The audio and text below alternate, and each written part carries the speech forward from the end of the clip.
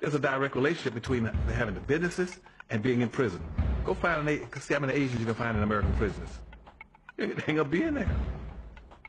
But 51% of your prisoners will be black because blacks don't have any businesses and industries. There's a direct link. Blacks won't practice group economics. Blacks won't practice group politics. If you don't practice, you're setting yourself up. I told that 5-story building, you're setting yourself to get wiped out. Understand the nature of race, which is economics. If you build the first floor, it's economic. Build your businesses and your industries. Control business and industry, and put that pulls in your money, and hold that money, and practice group economics with it. Arab and Asian money bounces 12 or 13 times what it leaves. Jewish money bounces 18 times. Black folk got to learn how to practice group economics. Black Americans spend every penny they get outside their own community. Then you take the money and the wealth that you get from that first floor and go to the second floor. The second floor is politics. You then take that money on the first floor and you control your politics. Black folk must quit allowing people to tell them to go out and vote. Vote for what?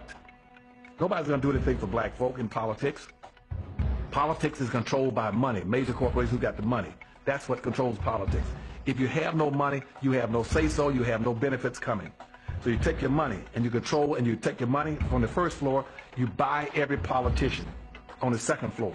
And any politician you can't buy, you rent or lease them to get what you need.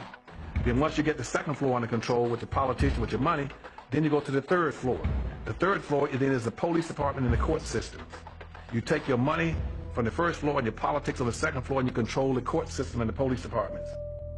Then the fourth floor, then is media. You then take the money that you generate off the first floor from business and industries, and you go after radio stations, TV stations, newspapers, and cable systems, so that you can now inform and communicate with your own people. Right now, black folk only control less than 35 thousandths of 1% of the media in the United States. Out of 12,000 radio stations, black folk own about 75, 80. That's all. You own no cable systems. You don't have a daily newspaper. You have nothing of importance. You got about one black TV station. And so you can't communicate with your people. You can't inform your people. You can't do anything. You can have Rush Limbaugh and all the rest of the guys talking about racism all day long and bad-mouthing you. And O'Reilly. They can call black folk all kind of names all day long. What are you going to do? You can't respond. You can't communicate with your own people because you don't have an economic base. 51% of all the prisoners in the United States are black people.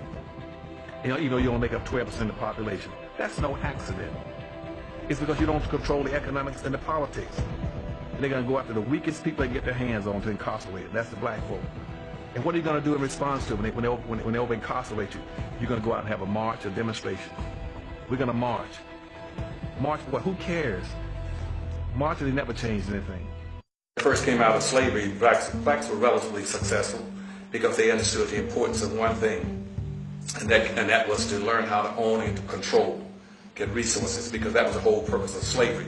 Slavery was basically to maldistribute almost 100% of all this nation's wealth, resources, privileges, and controls of all levels of government into the hands of the dominant white society. And it was very effective. It did an excellent job. And slavery came into existence in the 1500s. It had a very specific purpose. Slavery was an economic issue, not a social issue. And so black folk learned that even as slaves, they might not have been well educated, but they weren't stupid. They figured out that he who owns and controls has the power. And so when slavery ended in the 1860s, about 1866, at that point in time, they learned something else from the radical Republicans who came out and said that black people in America can only be one or two things. Either you're going to be slaves or you're going to be free. To be free, you must minimally, these blacks must minimally, 5 million, almost 5 million blacks must minimally have 40 acres, a mule, and $100 given to them coming out of slavery if they're going to play this game. Because at that time in slavery, black folk were the primary generators of wealth on the earth. This country had invested over $8 billion just into slavery. That was more money than all the businesses and all levels of government put together. And black folk as slaves, they knew the importance of wealth and owning and controlling. And they wanted that 40 acres and a mule and $100. And Congressman Thaddeus Stevens, Charles Sumner, and Benjamin said that on the floor of the United States Congress in the 1865 Civil Rights Law. Give black folk 40 acres, a mule, and $100. And Andrew Johnson he became the president after Lincoln's assassination. He killed the bill. They came back again in 1866 again and said black folk have to have resources to be able to compete. And then later on they converted that to the 14th Amendment in 1868. But in the meantime, black folk left slavery, not owning, controlling anything. Black folk left slavery after 400 or 500 years, penniless, poor, disorganized, no religion, no clothes, no food, no animals, no home, no land, no tools, no weapons, nothing. And white folks couldn't go out there and compete. And unfortunately, our leadership didn't understand that. You cannot compete not owning anything. But a few blacks got the word. They said, what we have to do is try to get some of that land at 40 acres and a mule. Slavery was affirmative action. Slavery was affirmative action. Jim Crow segregation was affirmative action. It was rewarding those people who had certain kind of skin complexion. That's what it was for. Affirmative action was written to be corrective action. C-O-R-R-E-C-T-I-V-E, corrective. Corrective action for what? For something that the government has consistently done to impede, to exploit, to degrade, and to degenerate a specific group of people. That's what it was written for. It had nothing to do with gender, handicap, senior citizens, gays, midgets, humpbacks, just black people. That's the only people the government had systematically at all levels, from the state, county, and federal level, had gone out of their way to pass laws, slave codes, and see, blacks couldn't get out of slavery because of the federal government. The average black business can't even get the capital to present itself to the black population that the other people can get the capital to do. Now, one would ask the question, how can all these poor immigrants come to this country and have all this capital? If they had that capital, why did they leave home? And if they didn't have the capital when they left home, how are they getting this capital here when they have no credit records and they have no paper trail and they have not, so who's capitalizing them? And I think if we begin to look at that question, we begin to get to the bottom of what's going on in the black community. See, and you cannot, it's impossible in theory and practice to acquire wealth and power or to be economically competitive without a community. And right now in America, black folk do not have not one single solitary community in America. You cannot prosper, you cannot compete. It's going to be very difficult for black folk even to survive under the present circumstances because they don't have communities. All black folk got are neighborhoods. A neighborhood is like a bucket with a hole in it. A neighborhood is where you eat and sleep. A community is where you store your values, your history, your wealth, your power, your resources, your jobs, your tax base. Most of these neighborhoods have gotten so bad, so crime-ridden and run down and so dysfunctional that the neighbor has moved and all you got left is a hood. There's nothing left in them. We have a ranking order of acceptability in our society based on skin color, going white, yellow, brown, black. It's in a descending color order, going from the whitest to the darkest. And the wealth is also distributed along the same lines.